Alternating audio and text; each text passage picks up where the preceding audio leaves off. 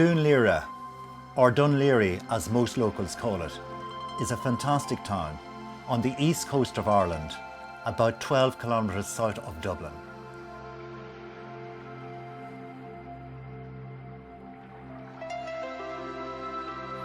This year we celebrate the bicentenary of when it all began.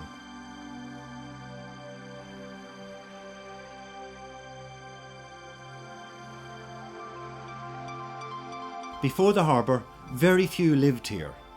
The shore here was an undeveloped rocky granite wasteland. Men came to work on the harbour, shops opened, suppliers came in, and thousands of families moved here, and the location developed into a thriving town. This is what I'll talk about today: the development of this historic town and what it offers. It's a cultural hub. Lots of visitors come here to enjoy the fresh air and sea views. And it's a very important sailing and yachting destination, hosting probably the biggest marina in Ireland.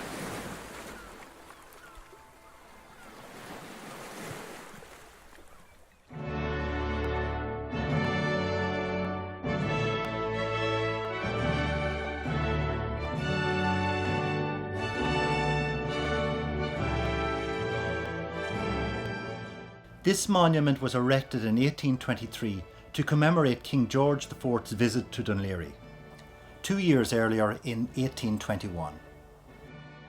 He had come to celebrate the laying of the first stone of the harbour in 1817. Today we call it Dun Laoghaire Harbour, although its correct name is the Royal Harbour of George IV. After the King's visit to Dun Laoghaire, the name of the town was changed to Kingstown, and it stayed that way for about 100 years until it was changed back to Dun Laoghaire again in 1920. The harbour was built because of two tragic events in 1807.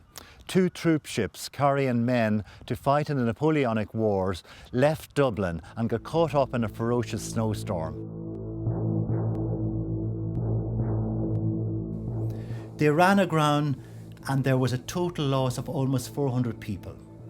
One of the ships, the Rochdale, ran aground on the rocks at the base of the Martello Tower at Sea Point, and all its passengers were lost, including 42 women and 29 children. Another ship sank near Blackrock.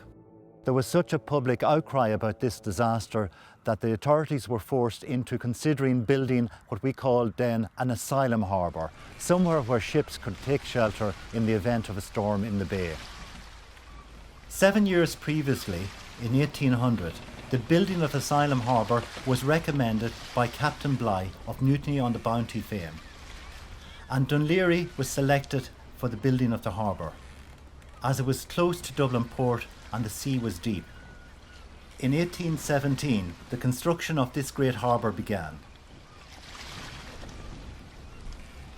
2 long piers were built to enclose an area of 100 hectares.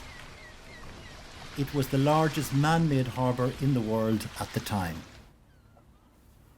Before the building of the harbour, the name Dun Laoghaire was taken from a small fishing village on a rocky coast about a kilometre west of present-day Dun Laoghaire, where the Purty Kitchen pub is today.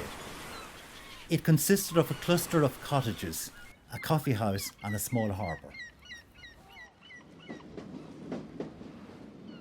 Dun Laoghaire was named after King Laoghaire, the High King of Ireland, who built a fort here in the 5th century as a base to launch raids on Britain and France.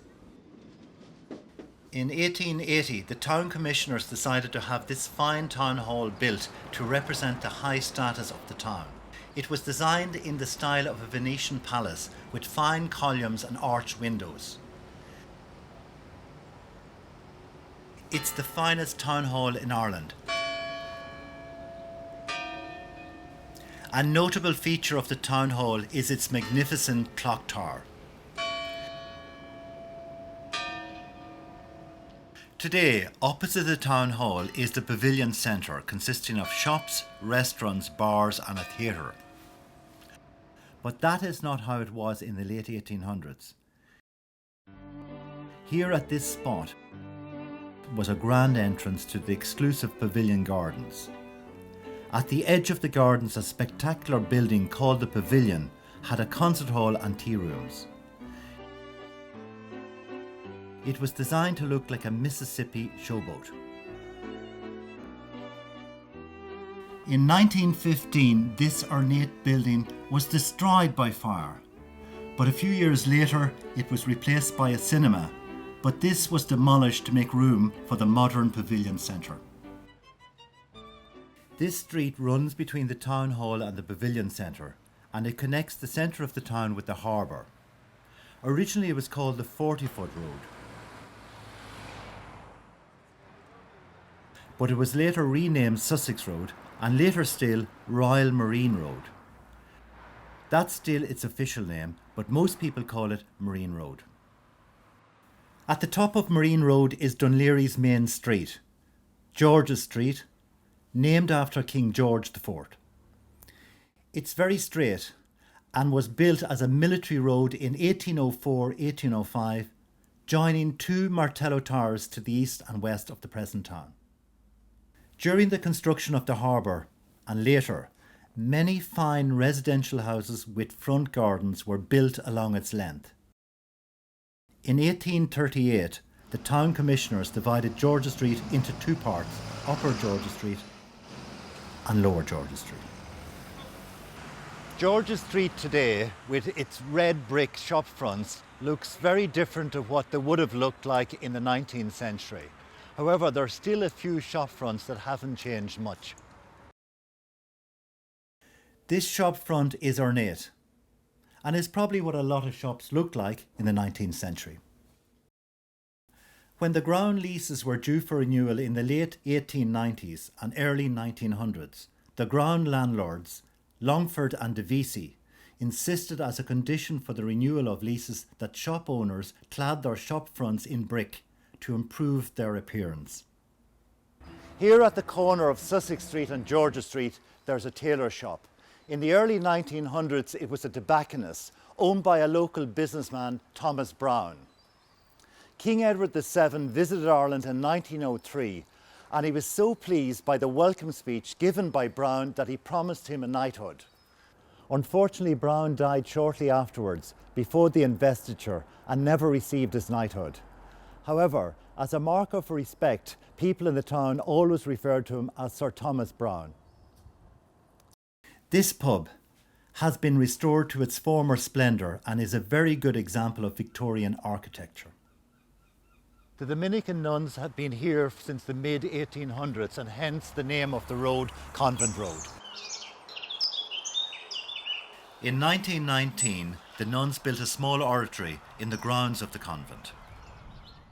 It houses a Sacred Heart statue given by a town in Flanders to commemorate the Great War and the soldiers from Kingstown who died there.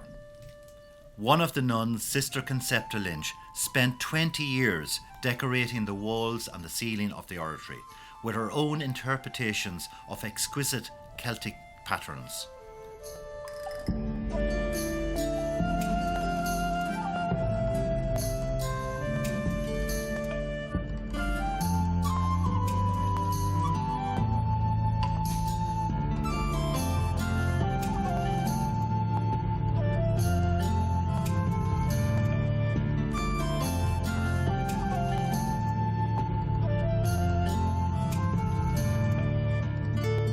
Back again on George's Street.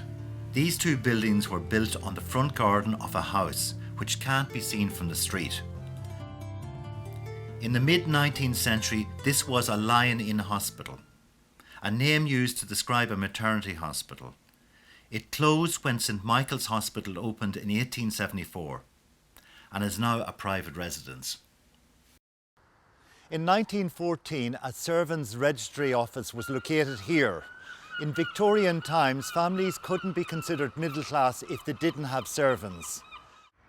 Wealthier families preferred to hire country girls because they were less likely to gossip about their employers.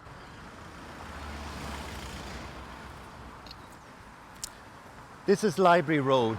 It was built in 1912 at the same time as the library, the Carnegie Library in front of me. The Carnegie Library was built with money from Andrew Carnegie, the Scottish-American philanthropist. It's a fine building, and its front door is flanked by two Ionic columns and steps leading up to it, giving it a neoclassical look. We now return to the top of Marine Road in the centre of the town to take a look at Upper George's Street. This row of buildings along Marine Road and Upper George's Street was demolished in 1974 and replaced by Dun Laoghaire shopping centre. Before the shopping centre was built, there was a pub here called Downey's Pub, and it has the dubious title of being host to the world's longest strike, 14 years and 8 months. It all started when Downey sacked one of his barmen, and when the remaining barmen objected, he sacked them all and brought in non-unionised staff. The news was big round the world. It even featured in Time magazine. It started in 1939, and as the years went by, tourists to Ireland used to come out here to Dun Laoghaire to see for themselves if the everlasting strike was still going on. During the Second World War, one of the Irish merchant ships, the Elm, was stopped by a German submarine in the Atlantic. When the German commander discovered that the Irish captain was from Dun Laoghaire, he immediately responded, "Is the Downey strike still going on?" A funny incident in the middle of a terrible war. The strike ended in 1953 after Downey died. A row of terrace houses, Anglesey View, once stood here. In 1906, Edward Lee opened one of the first department stores in Ireland. He housed some of his staff above the shop and built Dorgan Terrace to house married employees. This striking Victorian building, now a bank, is built in red sandstone with brick and terracotta mouldings. Special features include a string of garlands below the architrave and the arch windows and doorways at ground level. On Upper George's Street, some of the original houses have survived, along with their front gardens. Some of the architectural details are really interesting, including the parapet of Mount Clarence with its Greek urn. The Christian Institute is a social club, and its building is a fine example of Victorian architecture. Upper George's Street comes to an end at this junction in front of the People's Park.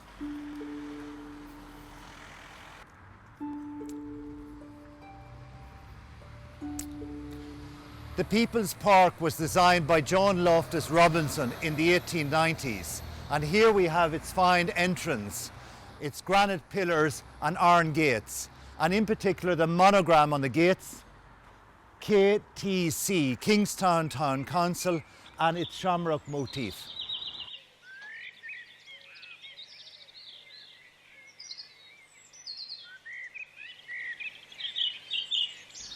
Like many other Victorian parks, there's a bandstand, 2 water fountains, and a pavilion. Today, the park hosts a well-attended Sunday market.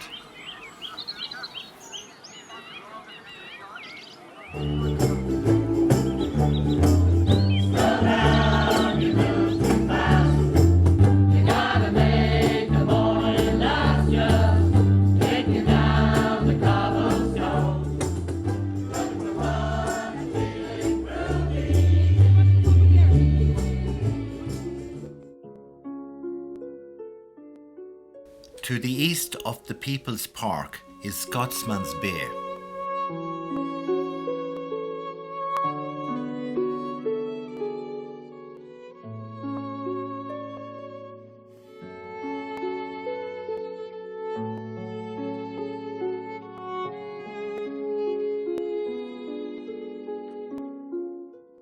At the end of the bay lies a Martello Tower, one of a series of towers built along the coastline around Dublin in 1804 and 1805 to protect the city in the event of a Napoleonic invasion.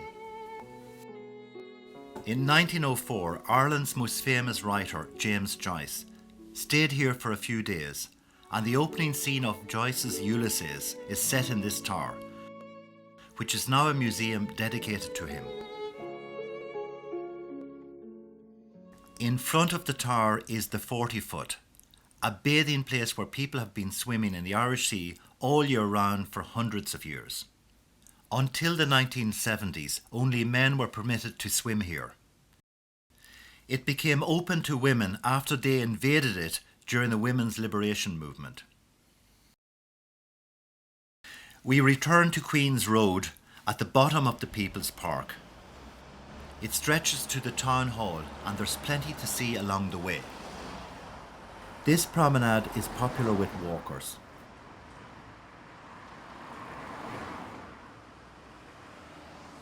Dun Laoghaire Harbour is enclosed by two granite piers, the East and West Piers.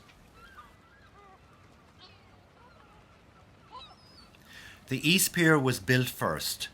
It's 1.3 kilometres long, and you will see lots of people walking here, about 1 million each year. This Russian cannon sits in the East Pier Gardens.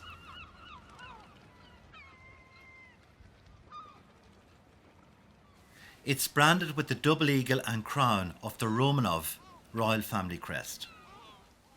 Further along the East Pier is a Victorian shelter and a bandstand where military bands once entertained.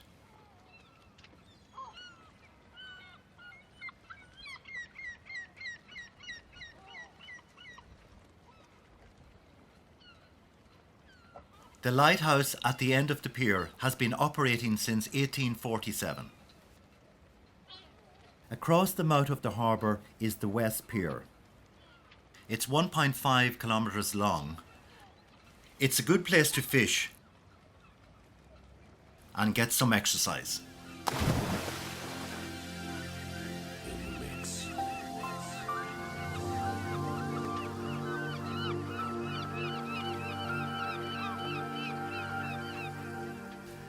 Sailing has been very popular since the early days of the town.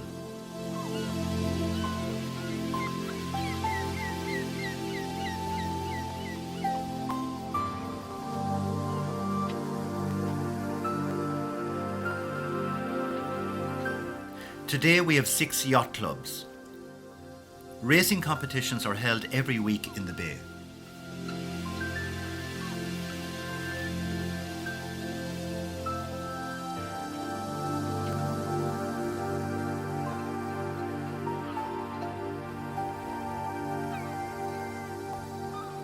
Next to the East Pier is the Carlisle Pier, where cruise ships dock today. For generations, this small pier was home to the mailboat service that ran between Dun Laoghaire and Holyhead in Wales. The mailboat carried passengers, thousands of whom were emigrants who left Ireland to escape the famines in the 1800s. Emigration from this port continued well into the 20th century. This anchor was recovered from the sunken wreck of the Leinster, a mailboat that was torpedoed by a German submarine on the 30th of October 1918. 501 drowned on that tragic day. The anchor sits in a memorial park in front of the Carlisle Pier overlooking the harbour. There are really interesting places to visit just minutes from the memorial park. First, the magnificent Dun Laoghaire Rathdown Lexicon Library and Cultural Centre that opened in 2016. It has reading areas, a theatre, a research section, a picture gallery, as well as a cafe. Next door to the Lexicon is the renovated Harbour Master's House, built in 1845. In 1899, Marconi used this building for the first commercial wireless transmission in the world. It happened during the Kingstown regatta when Marconi sent race results by wireless from a tug in the bay to this building. The race results were then wired into Dublin to the Irish Daily Express for publication. The National Maritime Museum of Ireland is dedicated to promoting Ireland's rich maritime heritage. The building was originally a Protestant maritime church, catering mostly for seamen and their families. The Royal Marine Hotel is situated on an elevated site overlooking the harbour and was built in 1863. on the site of an earlier hotel, Hayes's Royal Hotel. It offered every comfort to accommodate the nobility and the gentry. In 1900, Queen Victoria is said to have eaten a 16-course breakfast here. This bronze sculpture of Christ the King stands in the grounds of the library. It's 5.5 metres high. It depicts 3 scenes of Christ's death and resurrection. The desolate Christ crucified on the cross, the resurrected Christ with arms outstretched, and triumphant Christ greeting his followers. At the junction of Marine Road is this impressive Victorian fountain. Built to commemorate Queen Victoria's last visit to the town in 1900, a year before she died.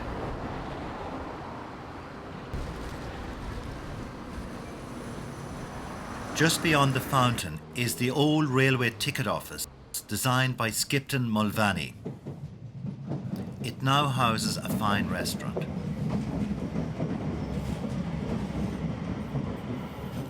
The railway was a very important contributor to the growth of Kingstown as a pleasant place to live and a prosperous suburb of Dublin. It was the world's first suburban steam railway and opened for business in 1834. Today, the Dart takes just 25 minutes to travel into Dublin. We are now back at the town hall where we began this short tour of Dun Laoghaire. There's a lot more to see and to be said about this historic town, but that will have to wait until another day.